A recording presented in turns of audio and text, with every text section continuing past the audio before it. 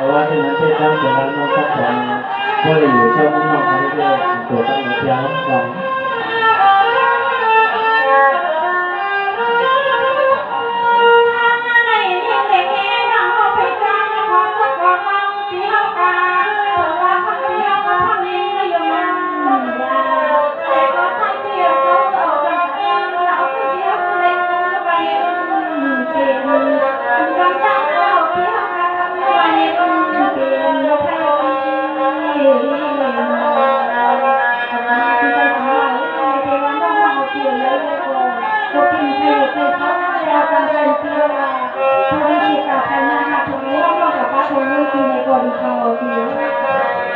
เรือของมันก็ต่อไปนี้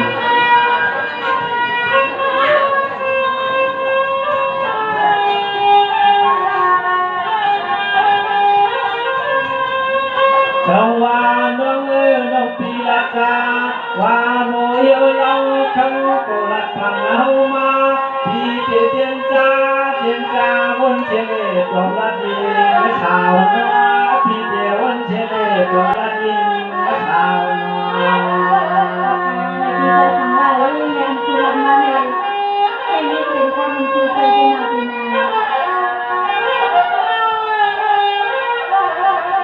อันนาในชุดที่กันนาหัวนาเฮินกุลีนาเฮินนาดีกุไลกุนอนนั่งขึ้นบอกดีมาเดี๋ยวน้องเมีย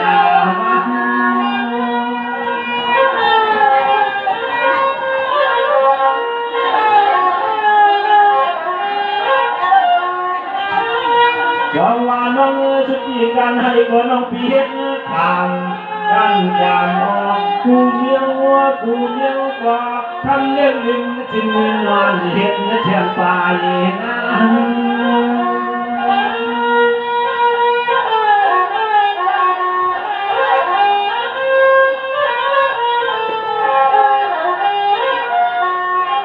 วายากันเดียวจงเยาวนากุลกุลายพิจารณายามาตามเดินตามตัวว่าเขาไม่เพื่อทำเห็ดนักนะสลิดนะโผก็นอนเอา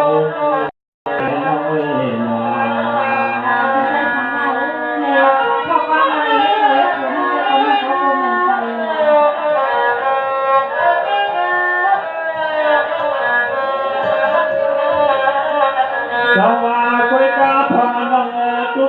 กพี่เดหับหยาบพี่เดคัดเจอจ้าเชื่อไม่เชื่อนาถ้าตัวยิ่งนางควันเขาได้เบื่อทั้งหัวปล่อยน้องในเต้ตื่นดงปล่อยกันให้มันนาลุกมันนายันนอน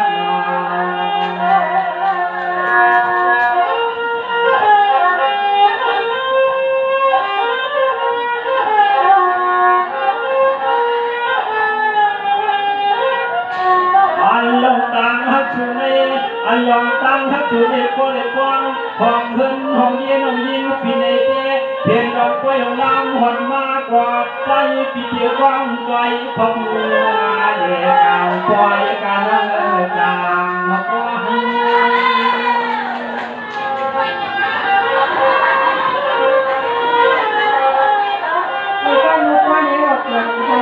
จังหวะน้องพี่เจเป็นเฮมีก็พี่เจเป็นก้อนทำแควก้อนตาลองฮักลองเพียงนิ่งยังน้องยิงพี่ในเจใจอบังอย่างยิงก็เรียกว่าก็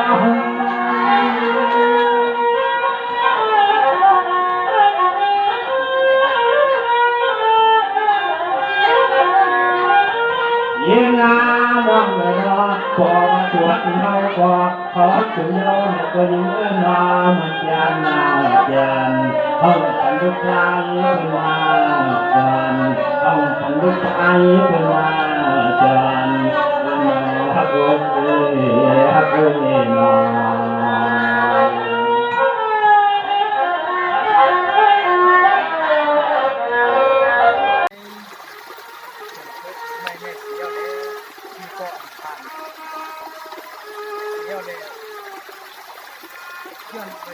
เขาตีเลยน้องในว่า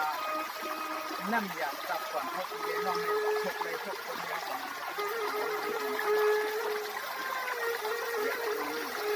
น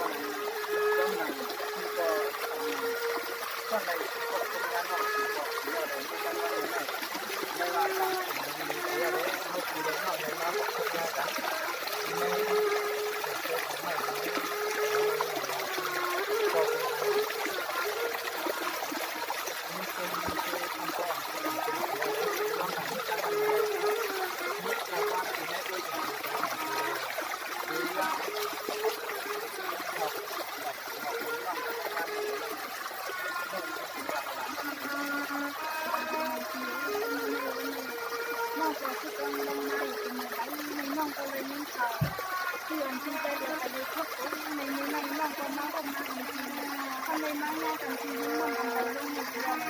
ทีนี้บาดเจ็บทุกข์ไม่ในทีในเป็นเงินเราก็ยังไม่ได้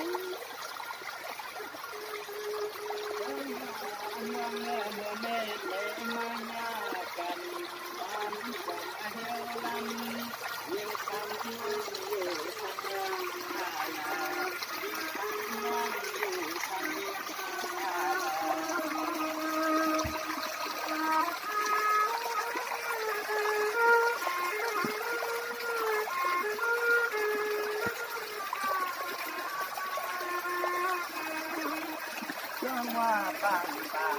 ก่อนทำนานวันอาจยามต่อเดี๋ยวในเสียงน้องยิ่งลูกตางปลาไหลเจ้าเสียงน้องยิ่งเขาตาง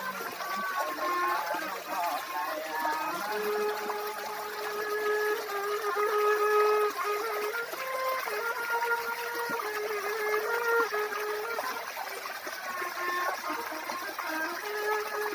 เห็นน้องอ่อนเชี่ยทุกพวกทุกขาผลมาในเฮาที่ไปจนทบมาต่อไปเลยทบมาหมดที่พวกลาน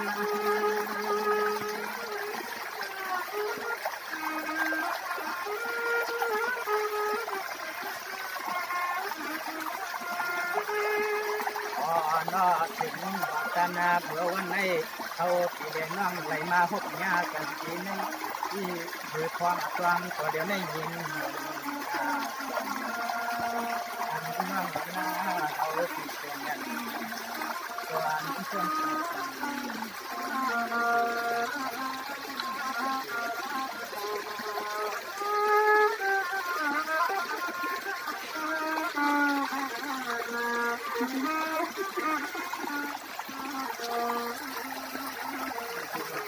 นี่มังวันเสียที่เชิงใครดูนามาตั้งเตนาเมตังสามสามก็เปลี่ยนทีมันหวังยิ่งที่อันนอท้องที่มันอีสันลาเขาที่ในก็ยังไปขวางเลี้ยงเชียงในอาแจเขาที่ในก็ยังก็ไปขวางเลี้ยงเชียงในอาแจ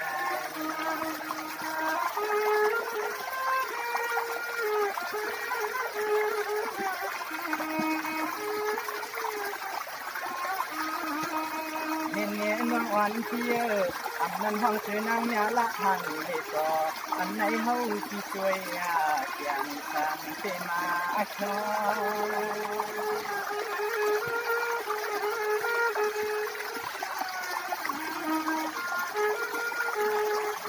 อนอทำน้องยิ่งเสียนอ